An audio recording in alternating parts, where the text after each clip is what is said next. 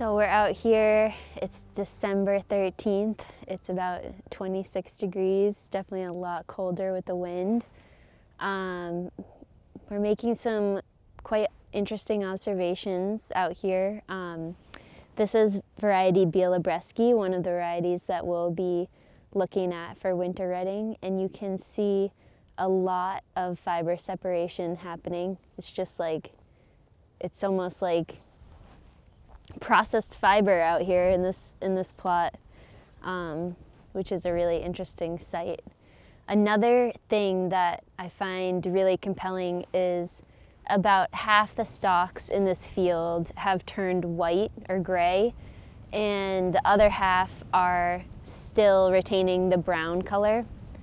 And sometimes it's a mixed bag even within a variety like this plot. I'm not sure what this variety is, but it's about half white, half brown. A plot like one over there and the one behind us is mostly all white. So that's really interesting to me. I think that's probably a great indication of redding. It's super cool to see out here while it's in this like transitional state before the whole field has turned white. And yeah, we're just seeing a lot of fiber separation, which is what we wanted to see, and a lot of unredded stalks, hence the brown coloring.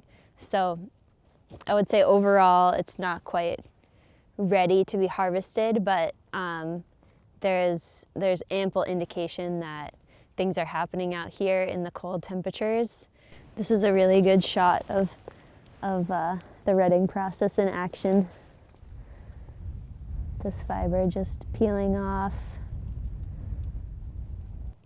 If a farmer were to take on acreage of winter redded hemp, it'd be really important to consider how that variety does in terms of like lodging or whatever we might call this behavior, because there's definitely a difference between a plot like this and a plot like that with the verticality of the stalks at this point in the year.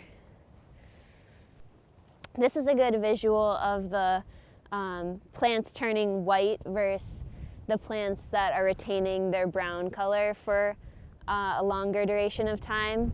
You have this plot here, which is like 95% sure it's Bielobreski, which is one of the ones we'll be following throughout the winter. And it's almost all white at this stage, so it's redding a lot faster than a plot like that, but it's redding a lot slower and retaining its pigmentation in the stalk. This is our seeding rate trial.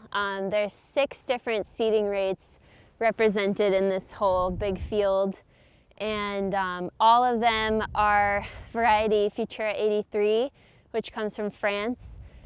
And what's really impressing me right now, just off the bat, is how vertical everything is. Looking at the variety trial, there's a lot more curling and lodging happening, which could, I guess, after looking at this, be the result of all the buffer areas are just areas for the wind to come right through. So perhaps that's why this one is standing a lot taller, kind of hard to say. But really it's like not lodged at all, which is quite impressive at this point in the year.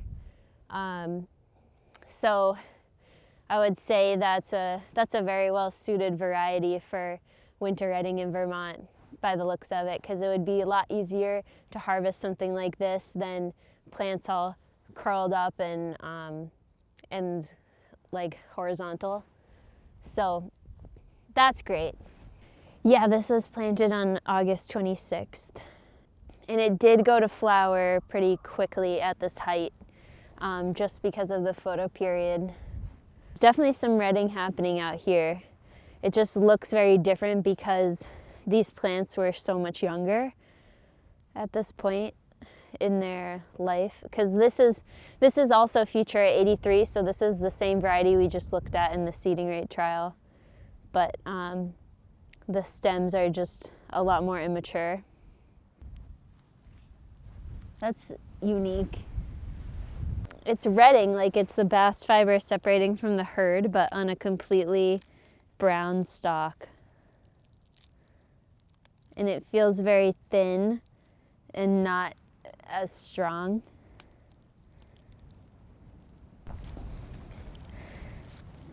And I would say it's not retted because it's not pulling very well, but part of it was.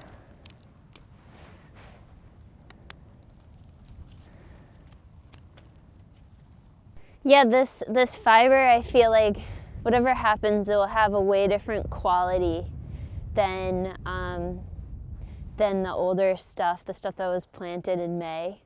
It just looks very different in its retting. Really retaining that brown color. It feels less strong, and in that sense, it might be more delicate, like make a finer fiber, which would be really cool and desirable. Like, just because it's not as strong as the earlier planted stuff doesn't mean it's useless to us. It might be like really high quality, but only time will tell. And also at first I was just really wary of how it only grew like yay tall, maybe like exactly a meter average. But I think that's gonna be like just perfect for some of the work we're trying to do. We've talked about before how like machines typically cut the hemp to a meter length anyway, so it's possible that like nothing will be really lost in how the plants didn't grow that tall, having been planted so late and then subsequently growing flowers right away as the daylight hours reduced. So it seems like the top of the plant, which would also be like the youngest part of the plant, rets the slowest. Maybe it's like retaining the most moisture. Don't really know.